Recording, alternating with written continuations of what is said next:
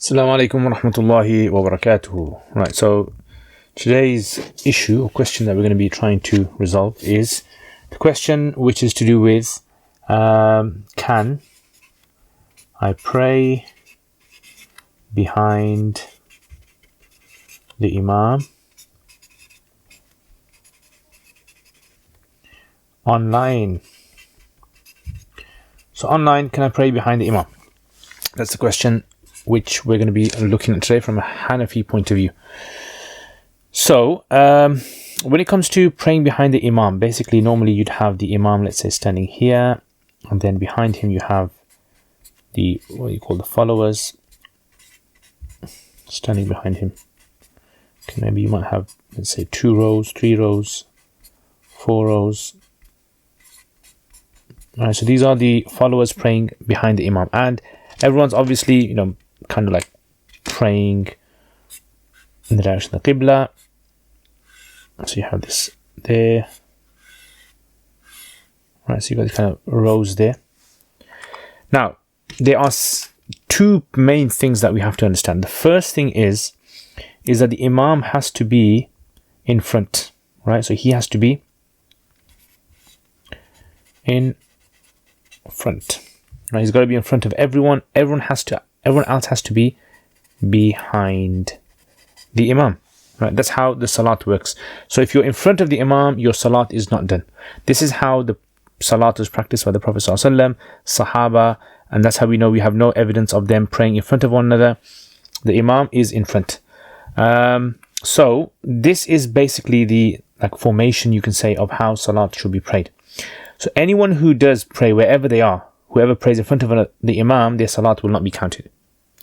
That's the first thing you have to understand. The second point is that what's the distance between the rows that you can have? What's the distance? So this basically, when it comes to this issue, so this issue with regards to the gap issue, it's called the gap. The gap issue can be broken down into 2 points, right? So number 1 is that the gap has to be, gap has to be unified.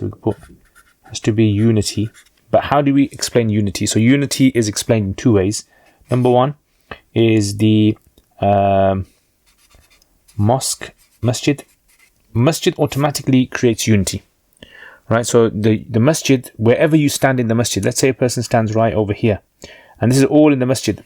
Someone stands right over here, even though they are separate from everyone else, their salat will be done.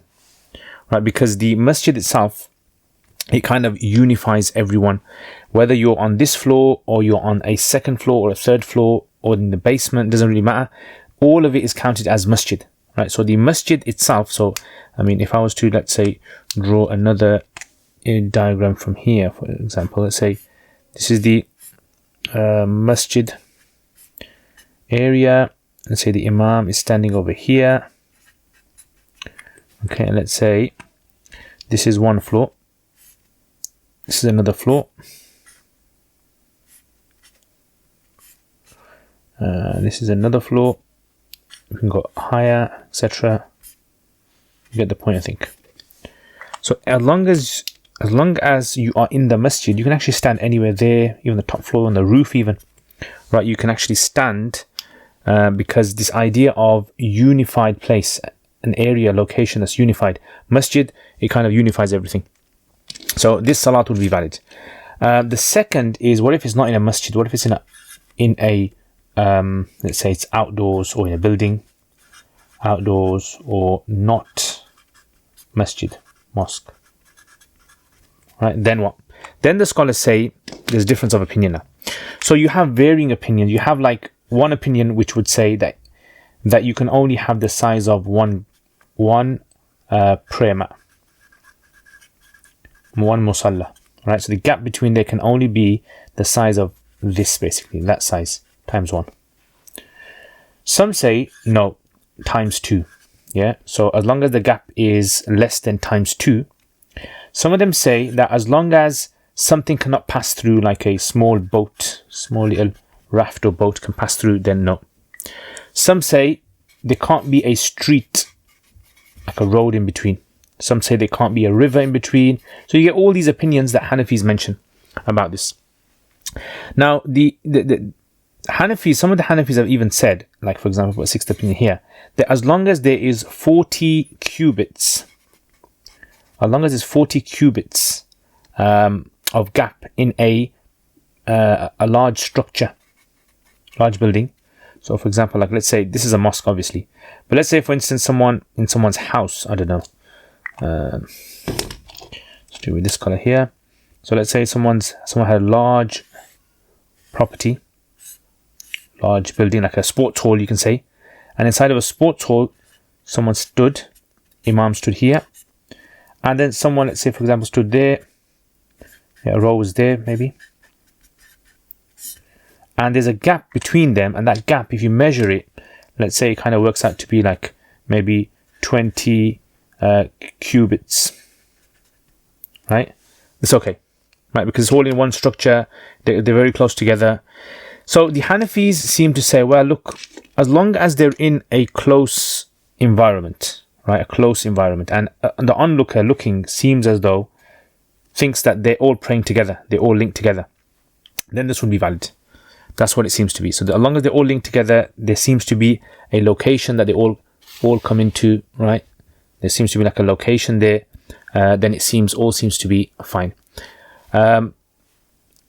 So the problem now arises, obviously, how do you define this then? So the scholars have 2 points that they've kind of summarized. 2 points.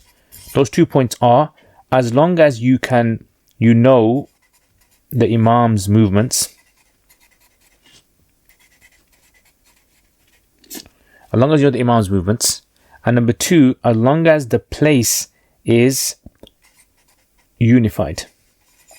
It's all one, right? Those are the 2, you can say, boils down to these 2 points. Now, there are opinions amongst Hanafi, some strict as to very short, and some lenient. The most lenient opinion is Al-Imam Ash-Shurumbulali. So Imam Ash-Shurumbulali, his opinion basically is, as long as you know, point number 1, you know the imam's movements. So as long as you know the imam's movements, you can pray behind him.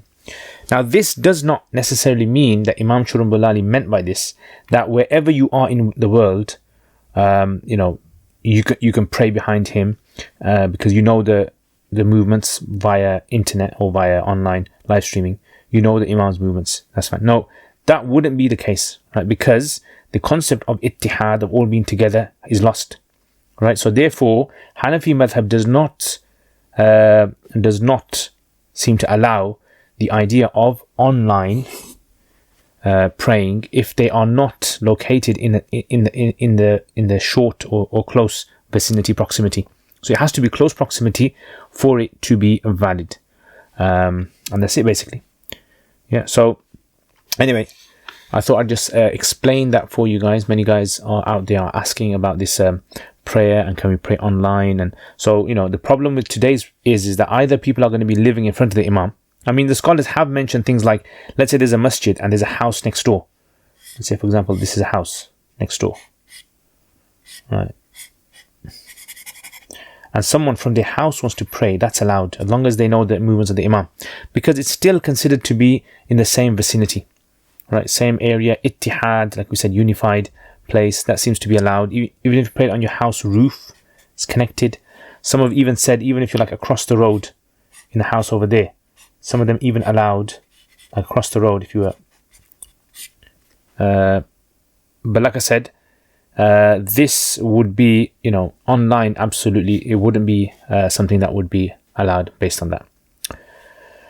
So yeah, and I'm not going to obviously discuss all the problematic things that could, come out of this when people give a fatwa on something which, they might seem that it's okay online. We're getting everyone together. You have this feeling, but then in the long term, what can happen is people may lead to them not taking any sort of like interest in the jama'ah, in the masjid, and as long as they're at home and as long as they're online somewhere praying, this whole idea of community coming together in the masjid has something which is very important in Islam, right? The building of the masjid, the Quran talking about the masjid, the building of the masjid and people coming together.